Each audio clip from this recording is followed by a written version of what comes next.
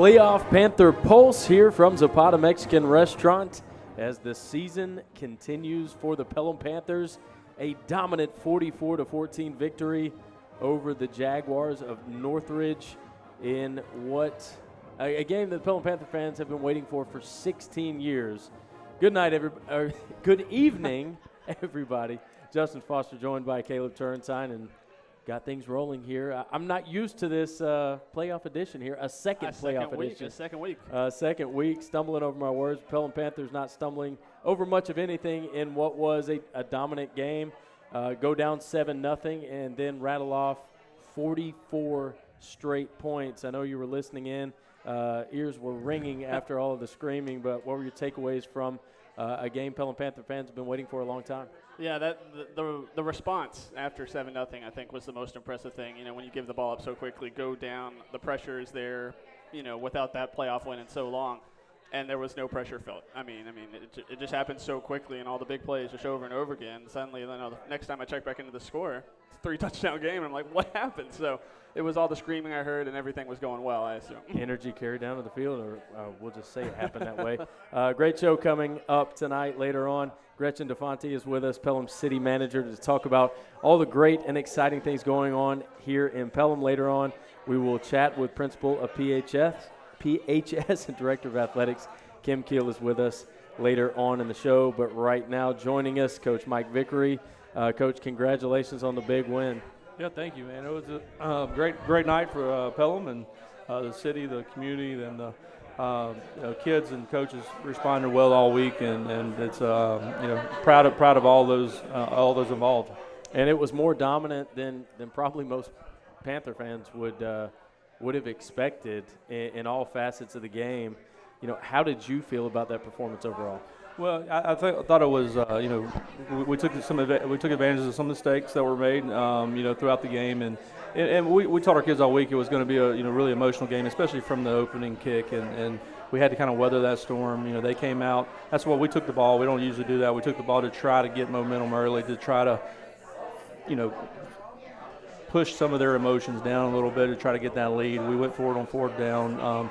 And didn't get it there in scoring range, but we knew that it was going to be emotional. We were going to take a punch early, and the kids understood that. We talked about it all week long, and so they didn't panic. You know, we went right back, made a few plays on defense, and got us going offensively, and just really proud of where our defensive coaches had our guys, and then offensively, I thought it was our best game up front that we've played all year, and that's what you want. When you get the playoffs, you want to be playing your best football on the offensive defensive line, and I think we did that by far on Friday.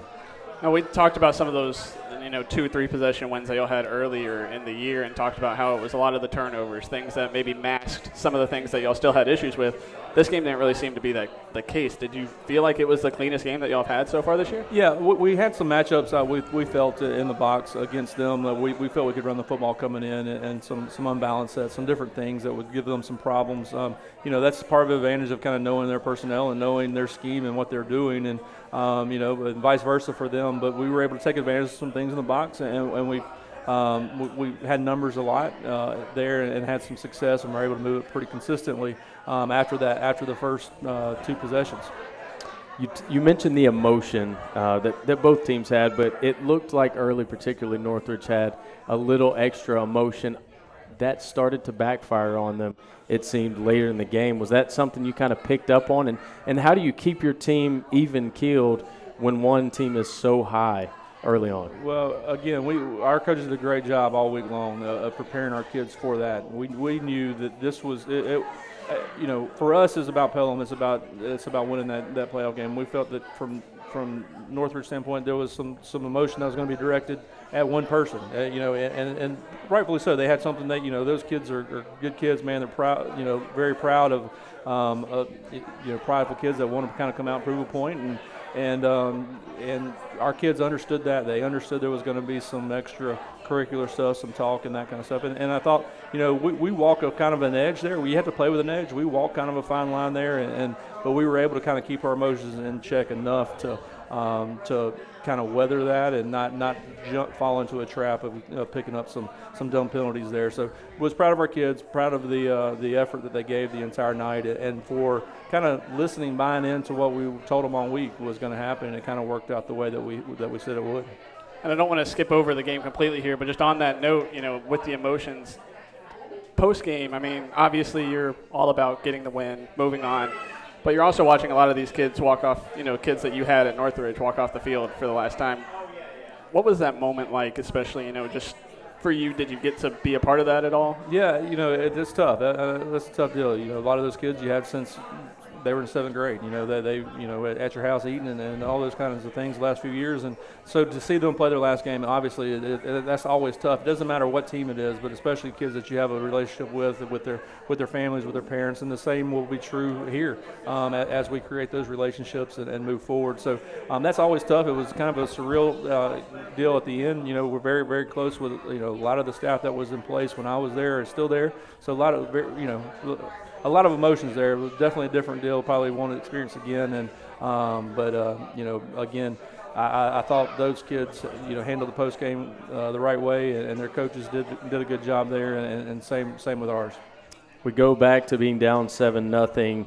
3rd down for Northridge. Corey Perkins comes up with, we'll just call it, I think it's already the catch in Pelham on an interception that I've watched it over and over and over, and it still defies physics. Where does that play rank for you as far as a play from one of your players? And talk about the impact of what that had on our guys. It had a huge impact. Daniel Moore somewhere, we can get him on payroll, get him painting it up. But he, made a big play on a play in which they kind of scrambled around, had someone come open there, and he was able to. He stayed at home, did what he's supposed to do, then went and made the play on the football. And both players are going for the football. Most of the time when that happens, there's no pass interference is kind of negated there because both players are allowed to make a play on the football. So. He got up, went up, made a huge play.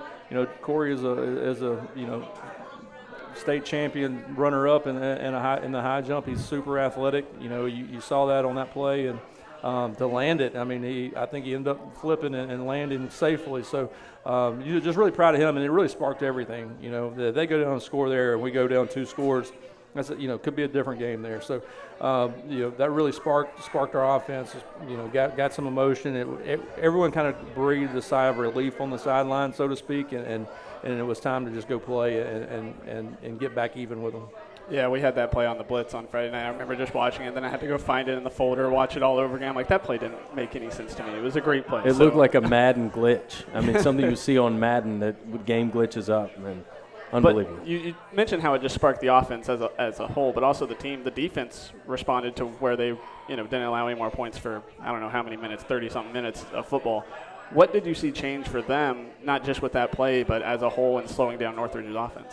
Well, I thought we had everything dialed up from an offensive standpoint. Really had a really good plan going into it, and they had one long run on the first possession. We kind of got outflanked. Again, our emotions, trying to run in there and try to make a play, and kind of lost contain there. And they had a big play, and then they hit a longer pass there. Again, our emotions kind of early in the game, our eyes were in the backfield trying to come up and make a big play when they hit a play over the top. Other than those 2 plays, I really thought we dialed up exactly where we knew the football was going to go, attack where we wanted to attack in the box, and try to make them pass, protect, and throw it. And our guys did a great job of rushing the passer and not giving them any time at all to get into that passing game. We knew if we could get them behind the chains a little bit, get them in, and we talked about it last week, if we could get them into situations where they had to get out and they had to throw the football and be one-dimensional, we liked our matchups there, and our guys did a great job of getting after the quarterback and before some of those athletes had an opportunity to get separation.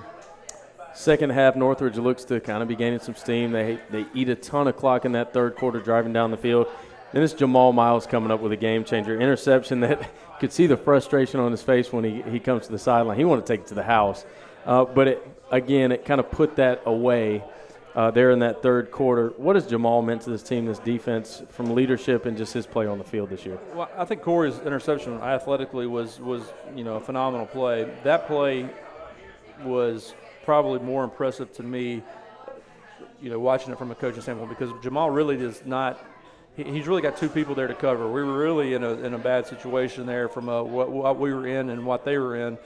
Jamal jumped the route that he really wasn't, just saw a guy that was uncovered and went and jumped. And just to have the presence of mind, he kind of pointed out who had who before the play, realized, hey, no one's got that guy. Once he released, he was able to get up underneath it and make that play. And, that was all him. I mean, he overcame coaching there. Coach Hall says that all the time. You got to have players that overcome coaching, and he did. Made a huge play. Obviously cramped a little bit as he was trying to stretch it out. He's a phenomenal leader. Doesn't say a whole lot, just does it by example. When he speaks, people listen. We're glad he's on our team. He's so physical, and bright future ahead on Saturdays for that guy. 16 years it has been since the Pelham Panthers have won a playoff game. After the win, when we interviewed you, it was kind of all business. It's a win. We got to get focused on next week. Were you able to kind of soak that up, at least from the fans and the community, of what that moment meant? Yeah, 100%. I mean, we know exactly the magnitude of that. I mean, that's nice to get that.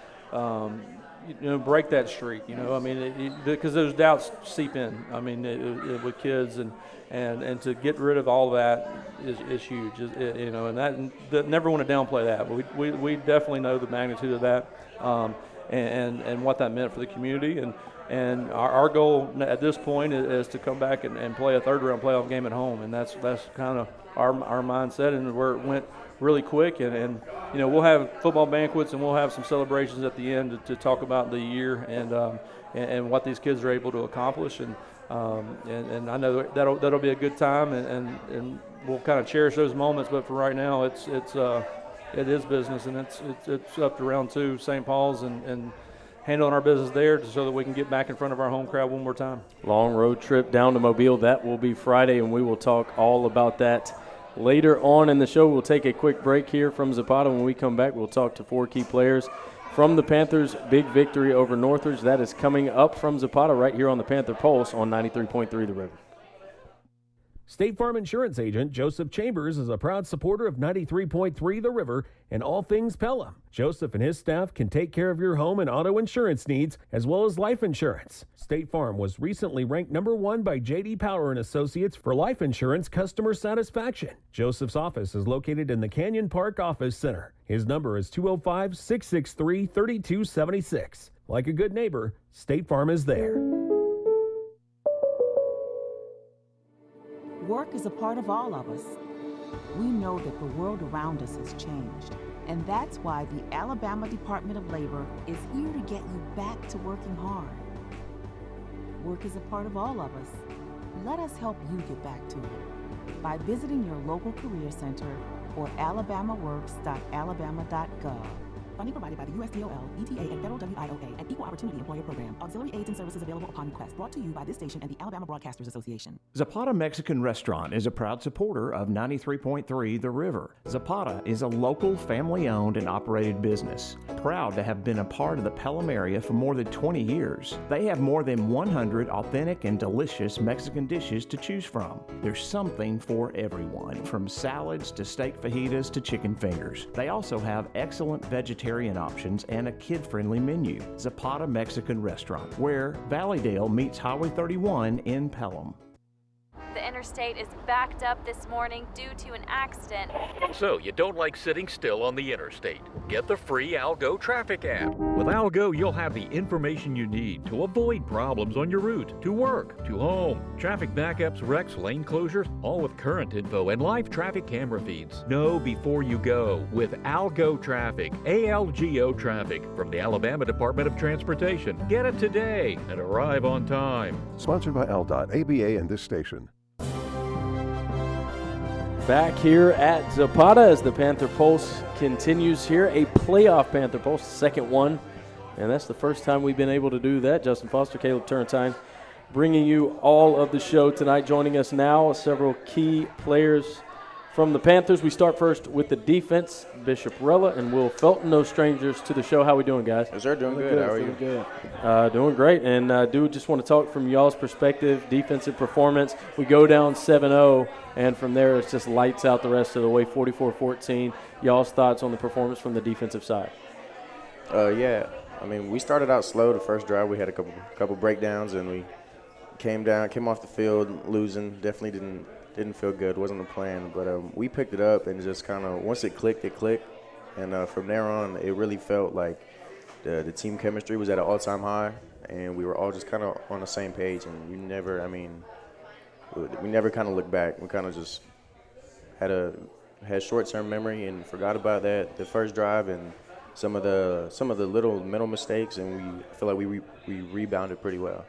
Yep, same. Going off what Bishop said, after that first drive, I really thought we were going to be in for a battle, but went to the sideline, fixed those few mistakes, and then just went out. Defense was talking, things were flowing, and feel like we played to our best ability. And we talked to Coach about it a little bit, but Corey's interception, how much did that do for y'all as a unit, as a defensive unit, from that point on to just really play really well like y'all did? Yeah, that was definitely a turning point. Man, yeah, watching Corey get up like that was beautiful. We were talking in film this morning about how they were saying that Corey plays like about 240 pounds, and there's plays like that have happened a couple times this year, and I think there was definitely a turning point, like chemistry-wise and momentum-wise, that I think really kind of sealed the game for us. He doesn't jump like he's 240 pounds. No, He sir. can definitely get up there. Absolutely not, yeah. Were y'all able to see it? Was it something you saw as it happened live, or was it kind of a crowd reaction? I was at loss for words. Honestly, I could not believe my eyes until Kyle beside me said he picked it off. I thought Shirley was going to drop the ball. What was that experience from the field for you guys? Man, I had front row seats for that one. I got to watch it right before my eyes, and I just see kind of Corey leave the ground, and I see him just keep on going, and then he had the ball in his hands, and we just all kind of lost it. Yep, because that's the same how I was. I had just dropped in my pass coverage. And I look back, ball in the air, and then Corey just comes over the top of dude and just snags over his head. It was a beautiful catch. So emotions, at a fever pitch, especially from Northridge. Early on, you'd see after every catch, every tackle, guys getting up, celebrating, pumped up. How did you guys kind of deal with that emotion and stay even keeled? Because we said, this dies down. It's going to die down, and at that point, it kind of turns on you. What did y'all notice that during the game?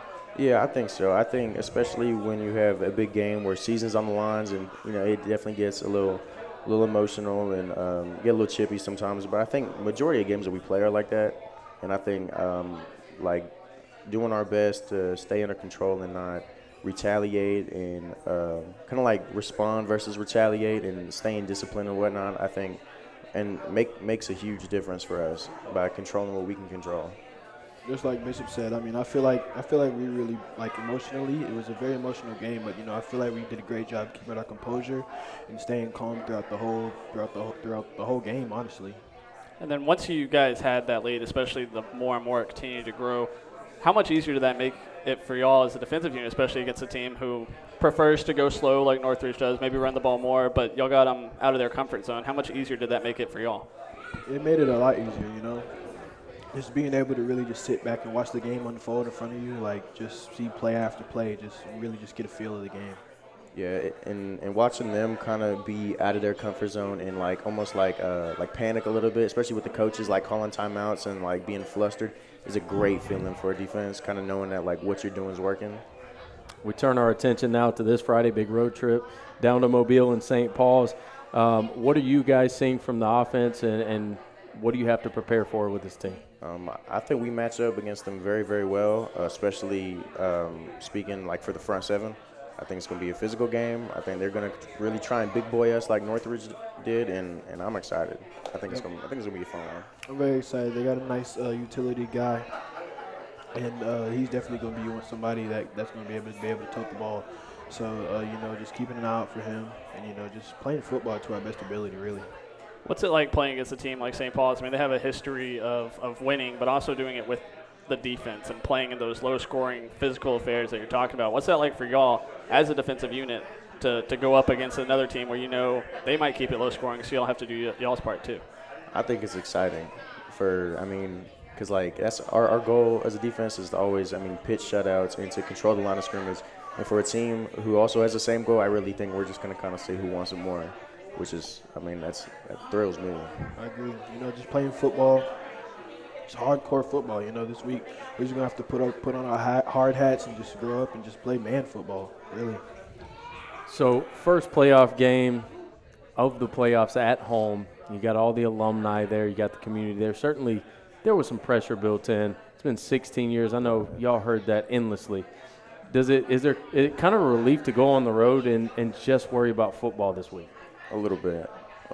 I think some of the distractions kind of get put aside, and you kind of get to focus a little more on kind of like, that we have a job to do and stuff like that. And as much as, you love like all the ceremonies and the posters and the pep rallies and stuff, I think it'll be good to kind of just take a step back and just play football.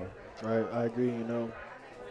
Just being on the road, not as much commotion and everything. Just being, like Bishop said, just being relaxed and playing football. But we still have to put on the grindstone and just play. Well, let's hear from our offensive guys now. We bring in Kiel Prince and Rylan Hoyette.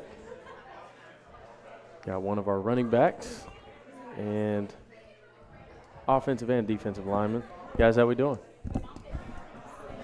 Doing good. Do want to talk about the running performance from the team. A lot of guys got touches, had a lot of success running the ball. What do you attribute that to? I just think it's just what we were doing during practice. Like throughout the week, we had a really good week, both from like our offensive line and our running backs, like just the backfield.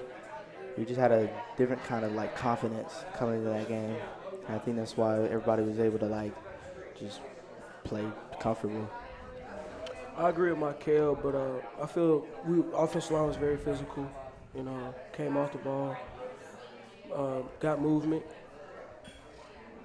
And now we talked with Coach a little bit about how y'all saw things before the game, about how y'all matched up in certain places and wanting to run the ball a little bit more. How much did that give y'all excitement going into the game, knowing that the running game was the game plan from the start?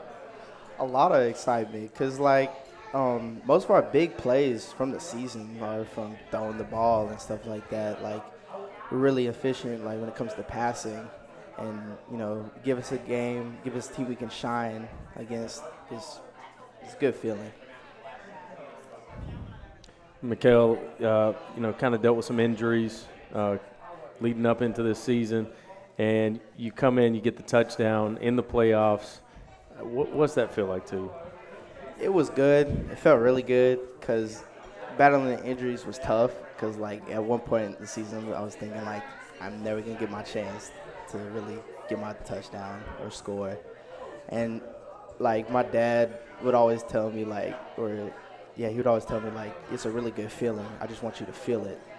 And he was kind of, on the sideline, away from us. And when I got it, I just looked at him, and the first thing he did was pick up his phone, and he called my grandma and, all my other family members about it. It was just special. Special moment. And now you guys are going on the road. We talked about it with them, too. That's a long road trip. That's longer than anything y'all have had this year, right? So how's that – what are the challenges to that? Obviously, you talk about not having commotion at home, but there's challenges that come with that, too. You're going to be on a bus for a while. What's that like? I don't know. It just depends how we feel getting off the bus. If we had a comfortable ride or not. Some people might sleep all the way there. Some people might, just stay awake the entire time. And it's also, we're going to, all the way down to Mobile. It's kind of like a foreign land almost. It's almost like a different state. I don't know. We just got to see when we get down there. But I think we should be fine. I agree with Michael, but on the bus ride, I feel like everybody's going to have to be focused, thinking about what they're going to do during the game and how they're going to perform and execute what they got to execute. Is there any mystery to kind of playing these teams? Again, Mobile, it's a world away as far as football. We haven't watched a lot of those teams or familiar with them. What's it like preparing for a team where even there's not really common opponents? You don't even know a lot of the teams they've played. How's that going to your preparation?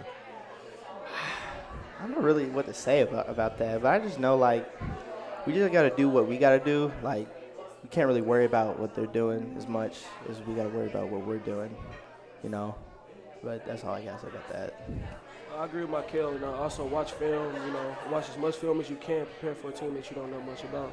It's also exciting. It's exciting playing a team that's far away. And it's very different from what you're gonna play usually. Because really, this is my last year. But for everybody that's younger than me, it might be the only time they play that team. So it's kind of an exciting mystery. Get to go down to Mobile. Should be a good one. St. Paul's this Friday. Good luck to you guys. Appreciate you joining us tonight. Thank you. All right, we will take a quick break here from Zapata. When we come back, Gretchen DiFante, Pelham City Manager, is here to chat. We will be right back from Zapata on 93.3 The River. Zapata Mexican Restaurant is a proud supporter of 93.3 The River. Zapata is a local family-owned and operated business, proud to have been a part of the Pelham area for more than 20 years. They have more than 100 authentic and delicious Mexican dishes to choose from. There's something for everyone, from salads to steak fajitas to chicken fingers. They also have excellent vegetarian options and a kid-friendly menu. Zapata Mexican Restaurant, where Valleydale meets Highway 31 in Pelham. You can now do more without it costing you more. Alabama's attractions have come together to offer the all-in-one ticket that downloads to your mobile device. No matter how many attractions listed on the ticket you see during the time span you bought, your price stays the same. Pick the right ticket option that best fits your schedule, and then enjoy more attractions without spending more. All-in-one tickets for different areas of Alabama are available at alabama.travel and other places where online tickets are sold. Brought to you by Alabama Tourism Department, the ABA, and this station. Work is a part of all of us. Working drives us to push beyond what we thought was imaginable and allows us to come together again for the things that really matter. That's why the Alabama Department of Labor and the Alabama Career Center system is here to help you discover bigger opportunities than ever before. Visit your local career center or alabamaworks.alabama.gov. Funding provided by the USDOL, ETA, and Federal WIOA, and Equal Opportunity Employer Program. Auxiliary aids and services available upon request. Brought to you by this station and the Alabama Broadcasters Association.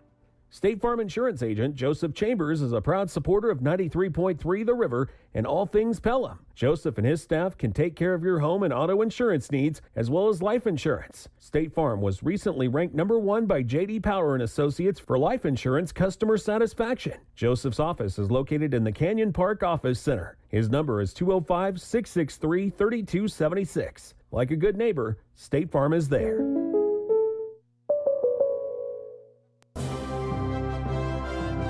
Back here at Zapata Mexican Restaurant as the playoff Panther Pulse marches on here, joined now by Pelham City Manager Gretchen DiFante. And as we get all the audio situated here, Gretchen, how you doing? I'm great. How are you doing? Doing great. Great to have you with us. And, you always have so much great to tell us about every time we chat. Could you tell us some just new developments and stuff Pelham has in the works right now? Absolutely. Well, we have Tractor Supply coming off of 65 there on 52, and they plan on being open up by March. So we're very excited about that and also what's to come in that development. And then we just met with the developers of the Canopy about an hour before I got here, and they've purchased some additional property along the Canopy. They're talking to some hotels, and that had been on hold for a little bit, post-COVID, but they have Taco Mac coming in, and also Cahaba Cycles is moving over there and expanding. We have Mountain High Outfitters, and they've already started to build their multifamily, which is a beautiful product. So we're very excited about that as well. So what's that going to mean for Pelham to have that development, Canopy, all that right there centralized? I know community's kind of been an emphasis in development, and now you kind of got an area where people can congregate. It's really exciting, and when we talked to citizens and when we did the citizen survey, that's really the #1 piece of feedback that they gave us was we want more places together where we can be community. And so that along with Campus 124, right across the street there, where Beer Hog is expanding, and we have Half Shell Oyster that opened up, which, by the way, is the #4 restaurant out of all 15 in the company for their sales, and that's before they started doing lunch. So they just started doing lunch. So I'm sure, I don't know what that is today, but a couple of weeks ago it was #4. But it really means there's by the way, at Campus 124 and the Canopy, there's going to be parks. So the Campus 124 park is owned by the city, and the Canopy Park will be owned by them, but the trail will also go through both of those areas. And then we have an entertainment district, so that's where people are going to be allowed to have alcoholic drinks and be able to come out of the building, but have certain parameters going into the park, and also will be, have bands and be a nice little pavilion out there. But it's just a great opportunity to find a place where you can go be with friends and where you're comfortable bringing families. And then we signed another 5 years with the Birmingham Bulls, so we got a great young team, and we're excited about that. Addition to the coaching staff, and some pretty tough hockey going on. We beat Huntsville this past week, so that was exciting because it's a big rivalry, and just adds to that entertainment district. So I do want to go back to the parks. What is the kind of timeline for that, and tell us a little more about that.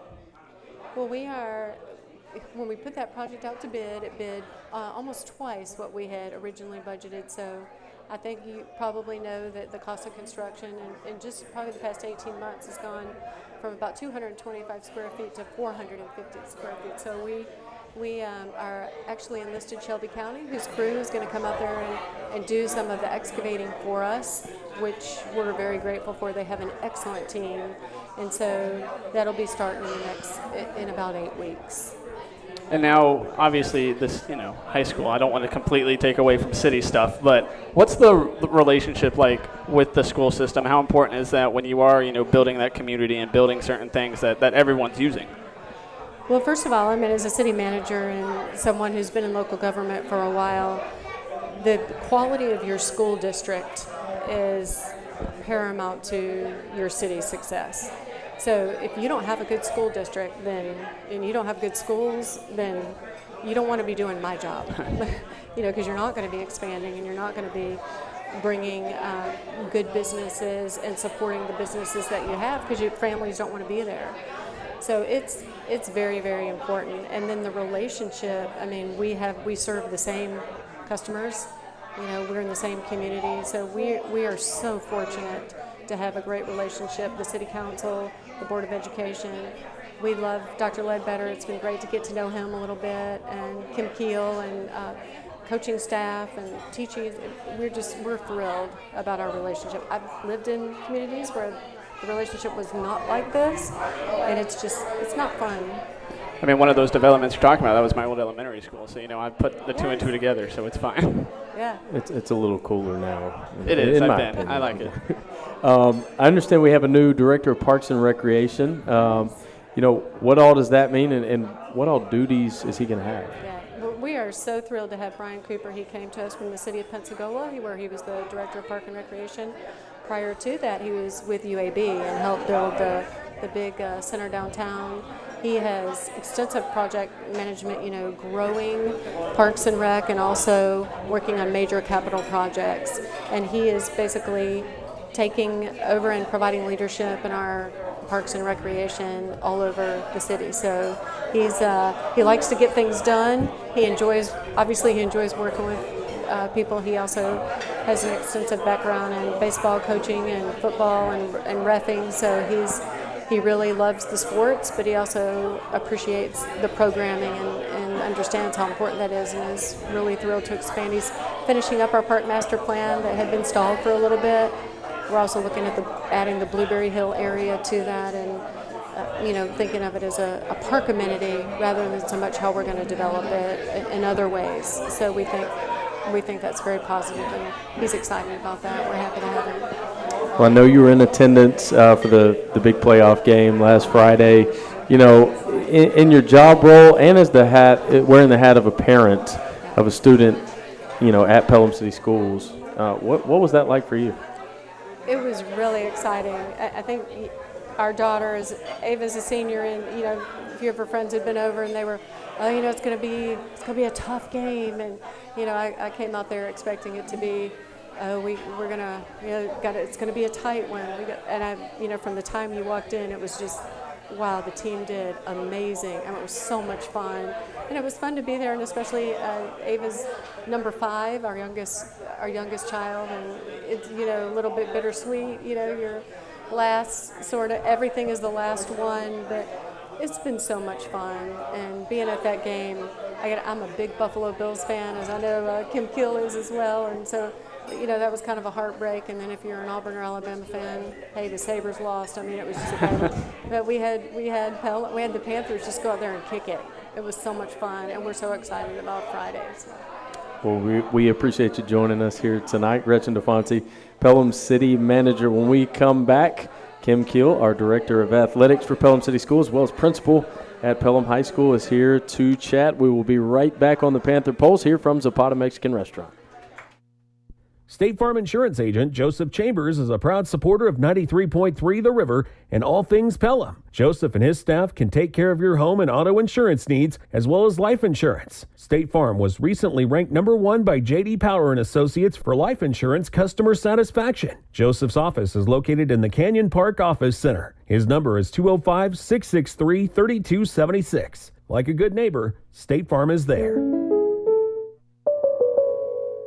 The Army National Guard is committed to keeping the country safe and our communities secure. Composed of hundreds of thousands of citizen soldiers from all walks of life, the Guard is always ready to respond to local or national emergencies. We protect the homeland. We're always there when called upon, and in every state and territory, we stand guard for our communities. To learn more, log on to nationalguard.com. Sponsored by the Alabama Army National Guard. Aired by the Alabama Broadcasters Association and this station. Zapata Mexican Restaurant is a proud supporter of 93.3 The River. Zapata is a local family-owned and operated business, proud to have been a part of the Pelham area for more than 20 years. They have more than 100 authentic and delicious Mexican dishes to choose from. There's something for everyone, from salads to steak fajitas to chicken fingers. They also have excellent vegetarian options and a kid-friendly menu. Zapata Mexican Restaurant, where Valleydale meets Highway 31 in Pelham.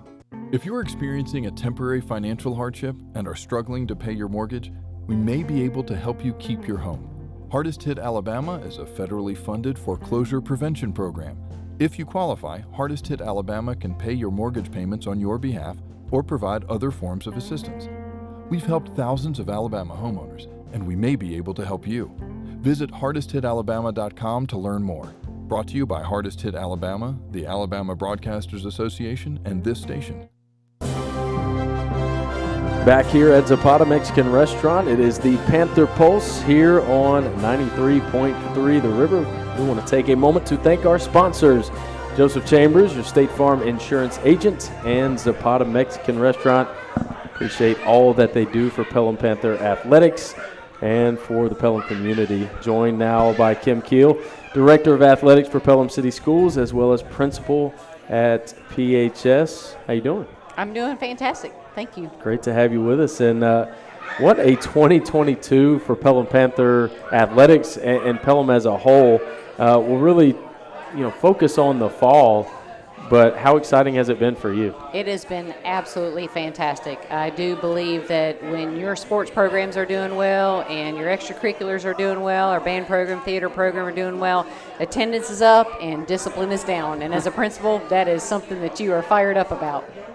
So I do want to, give volleyball a shout out first. Another great run for Coach Robinson and his team. How about the job they did this year? Well, Coach Robinson is a staple. He's one of those guys that every year you can guarantee that he is going to have a team ready to go, and he does a fantastic job. We are so fortunate. I'm not real sure that people really understand the magnitude. I mean, he is a 10-year college coach. That has decided when his wife took a job here in the Birmingham area, we were so fortunate to have someone with his caliber of coaching knowledge, but just his relational communication with our students has been unbelievable. So he is continually doing a fantastic job, and I'm just so very proud of Coach Robinson and his staff and what he does. And I actually kid him all the time. I'm like, hey, Coach, you actually have close to the same amount of coaches on your volleyball staff as our football staff does. And that's a testament to him. People want to work for Coach Robinson because he does such a great job leading our students. Yeah, along the lines of volleyball, I wanted to ask about that specific week, the homecoming week, the Thursday game, the semifinals of volleyball. Did you get to sleep that week? Was it, I mean, was it fun more than it was anything else, hopefully? No, it was absolutely fun. It was great for our kids. You know, that's the biggest thing. It doesn't matter to me. Sleep, don't sleep, whatever. Whatever is best for our kids so that they can have the opportunity to enjoy. I mean, that was kind of the perfect storm, if you will. You know, our SGA this year has been unfreaking believable. What our students are doing to trying to change the culture of Pelham to be more inclusive, and they did a great job. And, of course, you got volleyball, so they were attending there, and then of course you got to go to the football game, then you got the parade and the community pep rally, and you want all of your kids and your faculty and in the city to come out to enjoy those opportunities for our folks. And I felt like Pelham did a very good job considering all things. There was a lot of things to choose from, but they did it all. Is that the first time you've seen a Thursday homecoming game? That is the first time. Absolutely. First I've heard. I guess with Halloween and stuff, it did work out, though. It did, and you know, it wasn't ideal. You know, it was one of those things. You know, we you know, with the draw of the new classification, when you draw the names out of the hat, and you go, oh goodness, you got this 3-week away gap. You got to figure out what you're going to do to celebrate your seniors and all that stuff. So it was really tough, but I felt like Pelham did a great job over, you know, coming all obstacles. However, that will be something that we will work very hard to not do again in the future. I know Coach Vick's happy with that. With the Thursday games, we know his thoughts on those. And yeah, with homecoming, all those festivities makes it even more complicated. You always have so much on your plate, and we've bragged on him, shouted him out throughout the season. But how helpful has it been to have Coach Anderson step in, assistant AD? I know it's helped us, you know, develop the show week to week. He's taking stuff off my plate. What's that meant for you? Listen, I honestly can't thank the man enough. He has been a staple in Pelham for longer than I have been at Pelham. Coach Anderson is very well known, very well liked, very well respected in our community. He works his tail off, and I can promise you if I say, hey, Coach, I need you to handle this or do this or whatever, there's not a time that he can't fix it, find a way, you know, do whatever it takes to make it. And it's always about the kids. You know, Coach Anderson is always about what's best for the kids. You got to sometimes drown out the noise because you're going to have the parents and you're going to have this and that and the other, but he always does a great job centering on what's best for our kids, and he makes decisions that are that way. So I'm so fortunate to have some help. I couldn't have chosen a better assistant AD to work alongside of. And actually, the truth is, I'm learning from Coach Anderson. You know, sometimes when you get in administrative roles, sometimes you kind of forget the other side.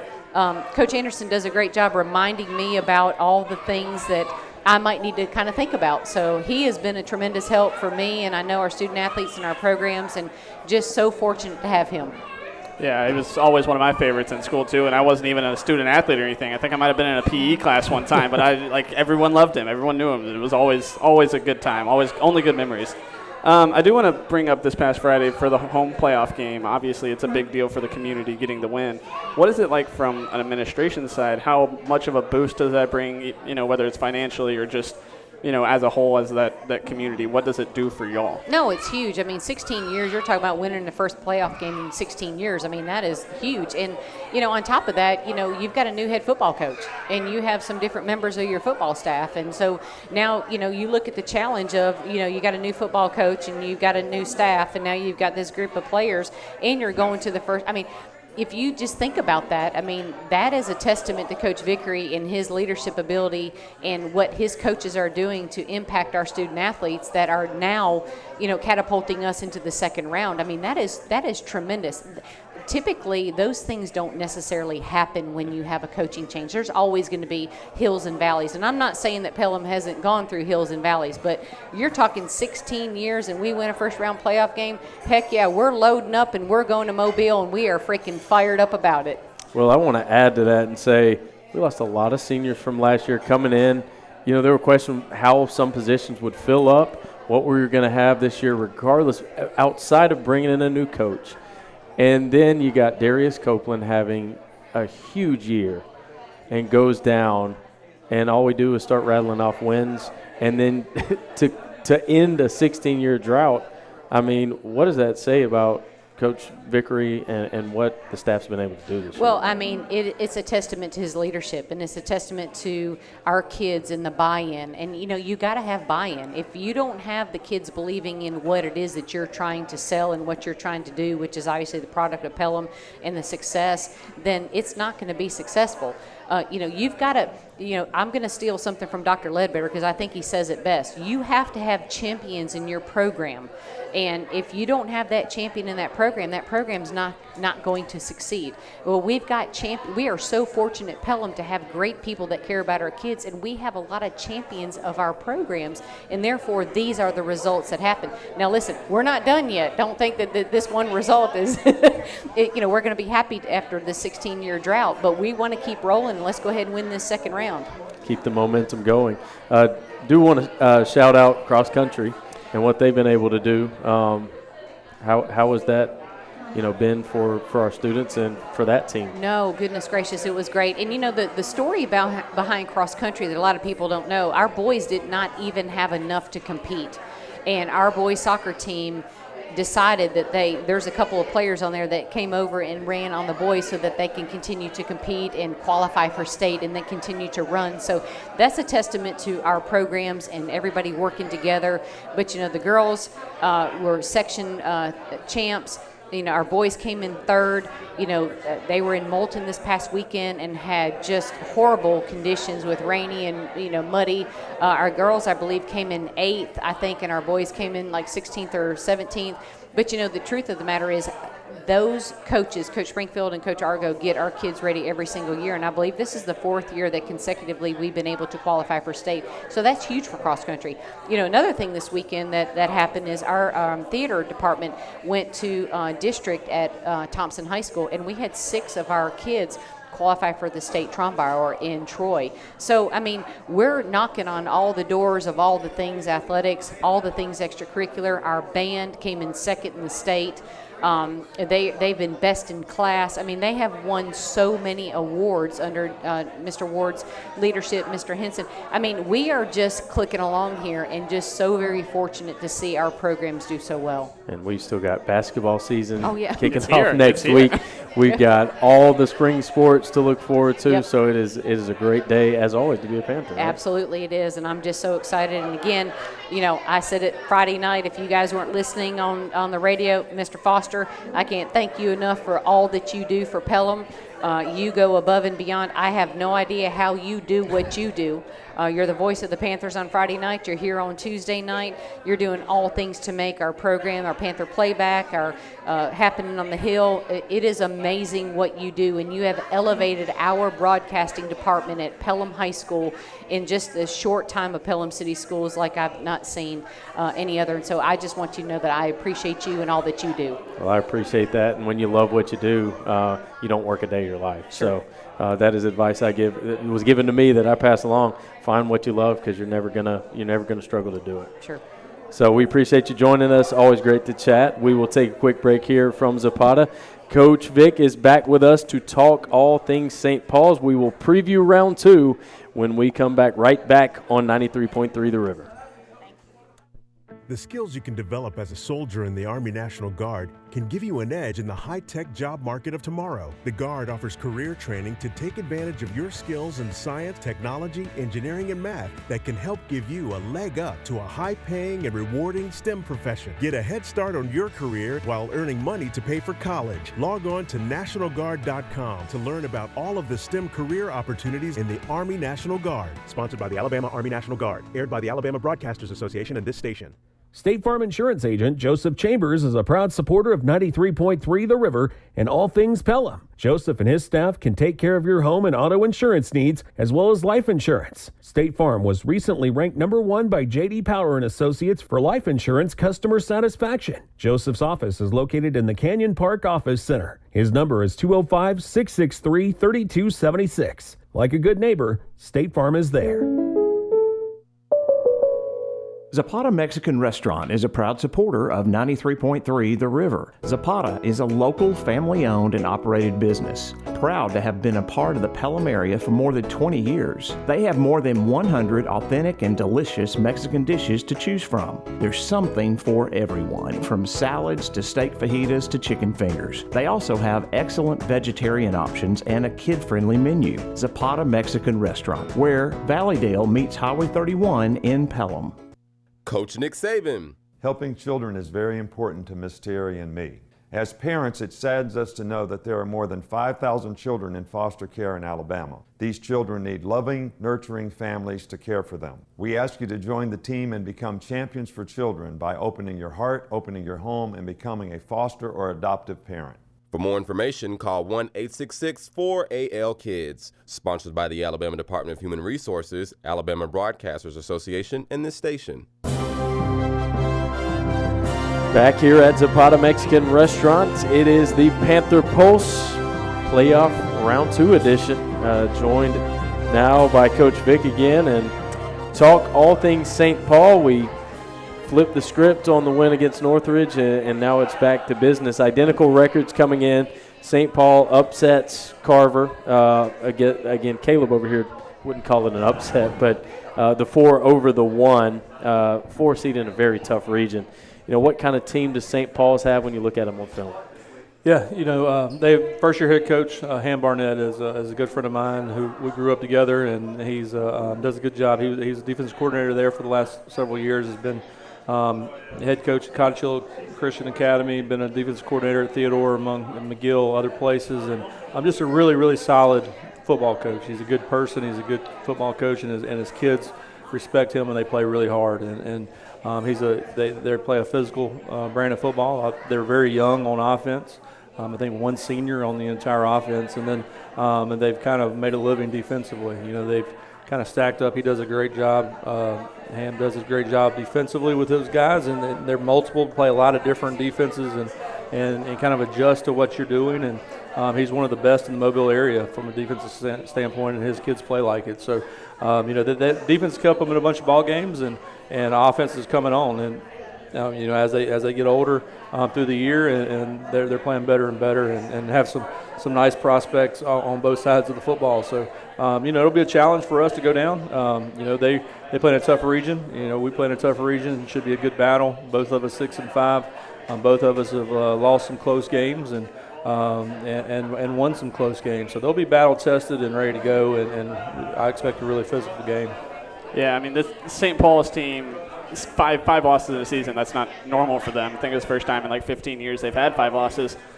But when you obviously can't look at past teams for them when you're scouting, but can you look back at the success they've had and show, you know, your kids everything they've done, everything they've accomplished as a program to maybe mentally prepare how good this team, you know, still probably is, even in a down year?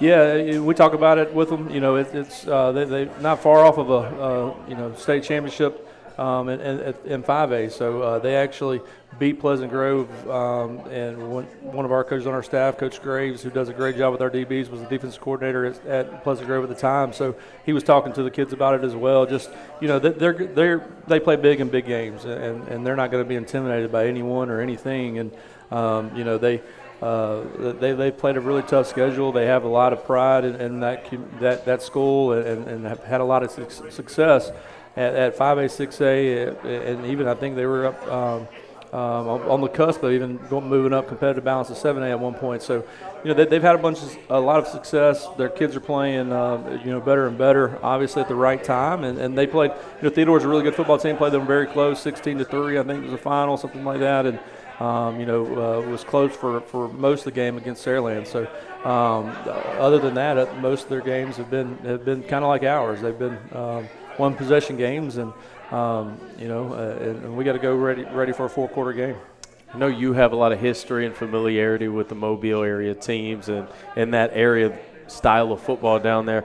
For our guys, you know, a lot of unknowns. Does that change preparation at all? Is it all just film as usual, or is there any difference with them preparing for an unfamiliar opponent? I think it kind of helps. They don't know. Probably most of our guys don't know their record, so or their mascot or their colors. Other than what they've seen on film. So, they don't have anything. All they have. We stress about worrying about us and not worrying about our opponent as much. So I think it helps that they understand. Anyone playing in round 2 is going to be really good, and anyone playing in round 2 has the capability of beating anyone in this state. And I think there are some unknowns a little bit about where you're playing and those kind of things. We're going to take the day. We'll go down and see things. It'll be only, I think, our third game on grass of the entire year. So, those are the kind of things that I worry about a little bit more than who you're playing necessarily. Is just getting accustomed to the surroundings and the turf and all that kind of stuff. Playing on grass and. But it should be good weather and dry conditions, and it's time to go play football. Now, obviously, very good team, but when they have struggled this year, it's been the offense that struggled. I mean, the offense struggled last week, and it just didn't matter. But when you look at the offense and those low offensive outputs, do you feel like it's more about the tempo in which they play at, or do you feel like there are some things that maybe y'all defensively can take advantage of? Well, they play. They're deliberate with what they do. I mean, going in what they're trying to do. They're trying to run the football. They're trying to shorten the game. They're trying to and they take advantage of every mistake that you make. And you saw last week, that they scored on some special teams errors and those kind of things from Carver and. But when you watch them on film, they make very few mistakes. They don't turn the ball over, and they get when you make a mistake, they seem to always take advantage of those mistakes. So it's crucial that no stupid penalties, and going into it, they're not going to do anything that you haven't prepared for. They're going to run the football. And they're quarterback can throw it. Every once in a while they'll get into some empty type sets, but for the most part, it's going to be hard nosed, run the football short in the game, and play good defense, and then try to capitalize on any mistakes that we make. So that's kind of what we're going down there with the mindset that we got to attack early. We're going to play with good tempo, kind of try to force them out of their comfort zone a little bit, and try to play mistake-free football. Have you noticed maybe? There's still pressure. There's always pressure to win. But after that emotional home game and the whole 16-year talk, do you feel like that's kind of lessened for the guys and they're able to focus maybe a little more? I think so. I think they're really excited about playing. And, one of the coaches made the comment to me last week that it was, the kids sometimes this time of year, kids are, kind of ready to move on to the next thing. But our kids seem to, they're excited about continuing to play. They want to keep playing. They're excited about being around each other. And I think our kids were just excited to have another week. And they understand that, at this point in time, there's nothing guaranteed that we, they know the ramifications of the game. You go down, you win, you come back home and you play a third round game to get ready for, or you're turning in your equipment when you get back home. So it is what it is. That's kind of where we are in the season. So kids understand that. They're excited about it. They want to keep playing, and I expect them to be really focused on Friday. I want to touch again back on the off the side, and I don't want you to have to give away any kind of game plan here, but when you're talking about low-scoring games that St. Paul is so used to, not necessarily saying this week will be, but one or two offensive, explosive plays can make the difference. Does that, from a coaching staff's perspective, does that make y'all take more shots downfield for those one or two plays to happen, or is it still more take care of the ball, like you were saying, because they're going to capitalize if you don't? Well, no, we want to hit big plays. We got to be aggressive in what we're doing. We have, we feel we have some good matchups that, offensively, from some of our wideouts and speed guys. Clayton's doing a great job of getting the ball out, and when he's, when he has, nothing there, he's able to pull it down and run it. We kind of know what we are offensively. We think we can be physical, but we want to spread it out. We want to take shots downfield, and he knows that. Coach Barnett down there knows that, and so it's just a matter of hitting those plays. You got to put pressure, or you can't. You got to control tempo at this point. They want to control the tempo. They want to shorten the clock, shorten the game, shorten the possessions. We want to extend the game, have as many possessions as possible. So it's going to be kind of a contrast of styles, I think, offensively. But we're definitely going in attack mode, similar to what we were in the other night, and we'll go for it on some fourth downs. You've seen that all year, and do some things, take some chances when we have to take chances. Sometimes we hit them, sometimes we don't, but we're going to keep taking those shots, and we feel we got guys that are able to make some big plays, and you're going to need big plays. Our offense, we need big plays in our offense. We're not a 10-12 play possession and score a touchdown type team. We can do that every once in a while, but that's not what we're going to live and die on. So we want to hit the big plays, and we're going to keep taking those shots. No school Friday, easily the longest road trip we've had this year. How do you kind of manage that trip? Do you break it up at all? Do some stops? Is it focused the whole way, or you kind of relax a little early? It'll be relaxed. I mean, we'll leave about 8 in the morning. We're going down. We'll stop halfway down and kind of eat, stretch your legs, that kind of thing. We're going to DiFante High School. We'll stay there all afternoon and eat pregame meal and that kind of stuff there, and then drive back across the bay when it's time to go play. So we'll have some time, some walkthrough stuff, time to lay around, and so we kind of mix it up, keep it as similar as a regular game day at home as we can. Once we get to that pregame meal point, but up until that point, it'll be a little bit more relaxed and just containing the excitement a little bit. We talked pretty much all year about those short trips, and now here we are, driving twice as long as you have the rest of the season. Is there any challenges with not experiencing that so far this season? I don't think so. I think not having school is a benefit. I think, we don't have to, they're going to be out of school anyways. I mean, I think some of that is just how we can make it as normal as possible, and that's kind of why, we'll arrive down at DiFante around 12 o'clock and then spend the rest of the afternoon there as a normal pregame routine for us. And once that happens, I mean, I don't think it's I'm not a big believer that those bus trips make that big of a difference. I think our kids will be ready to go, I think we'll see a really physical, good high school football game on Friday.